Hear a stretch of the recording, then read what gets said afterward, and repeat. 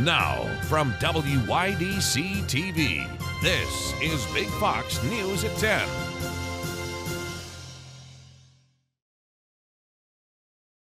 Good evening, I'm Anna Manuel. As the war in Ukraine continues to wage overseas, organizations here like Guthrie Clinic continue to help the efforts in Ukraine. Big Fox's Josh Feldberg spoke to members of the clinic today about how they are helping those on the front lines. Today, Guthrie Clinic held an unveiling ceremony for a new display that celebrates Guthrie's efforts in the Ukrainian conflict. Dr. Violetta Zakhan was born in Ukraine and moved to the U.S. when she was 20. And at that time, in February 2022, I was kind of helpless at that moment and thinking, what can be done to help Ukrainians at that time. Dr. Zakhan reached out to Guthrie leadership to help her fellow Ukrainians overseas. I was so overwhelmed with the response, not only, trying to help with the monetary donations, but also providing the supply. And with partnering with local churches, we were able to donate so much needed medical supply exactly to the region where that was needed the most. When war first broke out, Dr. John Frodel also decided to take a call to action. With Russia coming in, I suspected it was going to be bad, and it certainly turned out to be the case. Dr. Frodel has already been to Ukraine twice, doing facial reconstruction surgery on Ukrainian soldiers and civilians. So they're secondary deformities, and they're horrific. They're what I expected to see because I've been to war zones before, but they're not things that people probably could manage looking at on a regular basis. In just a matter of weeks, Dr. Frodel will head back to Ukraine for a third time. I'm very vested in this now. This is going to be where I focus my non-professional attention probably for the rest of my career. Josh Feldberg, Big Fox News, Sayre. The driver of a truck who intentionally drove through a building is on the run. New York State Police are asking for the public's help to identify the driver and accomplice of this black truck. Police say the suspect drove through the Hammond Sport Quick Fill. The suspects attempted to steal cash from the gas station, but were unable to due to anti-theft measures. The truck was stolen from the town of Wheeler and is a 2015 Toyota Tundra with a New York license plate of GKU 9080. Anyone with information on this incident is asked to contact state police. It is Earth Month, and an art exhibit in Elmira reflects the spirit of sustainability. Big Fox's Maggie Hall spoke with some of the artists about their displays. This art exhibit at Elmira College brings climate advocacy and sustainability into artistic conversation. Today, we'll hear from some of the artists themselves. I think as one person, you feel like you can't really make a difference, but if you can sort of spread those ideas through the community and other people take those actions, I think it can make a real difference. And even things like making artwork where you're using sustainable materials, recycling materials. And then the middle life preserver, life vest is clad in actually denim that I wore. Then I actually had laser engraved the US, and as you can see, the UA is which stands for Ukraine. And if we think about sustainability, it's not just an ecological topic, it's really about human overall well-being. I turned a couple of my images into puzzles. But why I did that for this show was to say that the structure of our Earth isn't really changing. The elements are going to always be the elements that are already here. It's how we interact with the Earth and how we have to deal with either global warming that causes glaciers to melt, which then causes flooding. So things are going to change. This, for me, this particular piece that's like a puzzle, for me was to say the Earth is never going to be the same. We have, as human beings, have really changed the Earth. But that's not to say that the Earth can't still be our home. This was a fossil I found out the Chemung River. And again, that's, I don't know what era this is from, but I took a clay piece and pressed it into the fossil, made a stamp, and then so I stamped the surface of the clay with this fossil over and over. This display of bringing climate sustainability to the table through art can be found in the George Waters Gallery on campus until April 28th. Maggie Hall, Big Fox News, Elmira. Breaking overnight, a federal appeals court has spoken. An abortion pill will remain available to Americans, but with significant restrictions. Griff Jenkins has more from Washington. A small sigh of relief for abortion activists nationwide. A widely used abortion pill will still be available for now. Late Wednesday, a federal appeals court partially overruled a decision that would have pulled FDA approval of mifepristone this week. It was an outrageous ruling by the Texas judge, as is evident by the fact that it was overturned in a few days.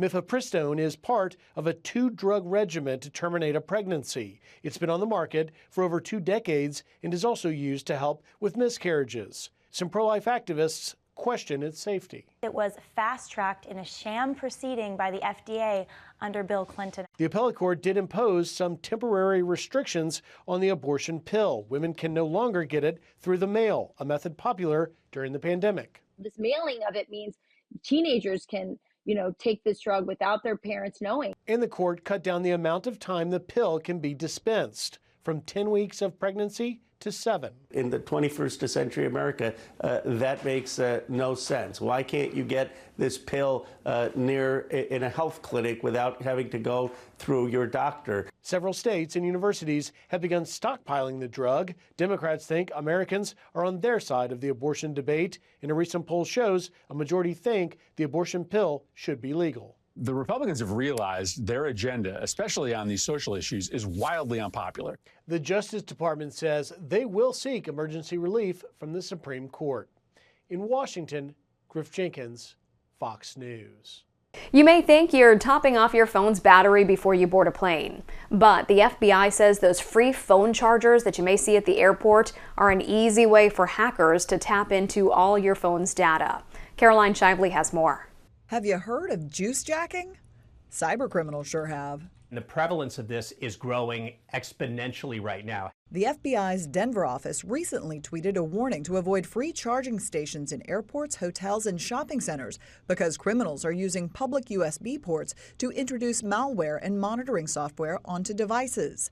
That malware can export your private information straight to a hacker. Every time you go to your bank, every time you use a credit card to go shopping, they're going to capture all of that until they have this rich and juicy file on you. For security, I always use my mobile hotspot so it connects to my phone and it's password protected. And it's a very long password so no one can get in. And then I always plug in with just the AC cable. To avoid getting your juice jacked, use an AC power outlet instead. If you do use a USB port and a prompt appeared asking share data or charge only, always select charge only. You can also use a charging-only cable, which prevents sending or receiving data.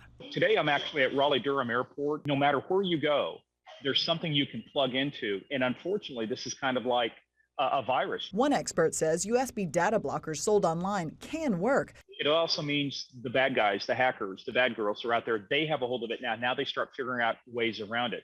Public Wi-Fi is another way cyber criminals can target you. So if you're transmitting sensitive information, the FCC says use your data plan instead. Caroline Shively, Fox News. Your forecast is next, plus this. The bank is open 24/7, unregulated, and unconditionally loves you. I'm Jerry Willis with Fox Business. Coming up, Mommy Mart and Daddy Dollars struggling to keep their adult children afloat. Here's your local stock market update from Big Fox.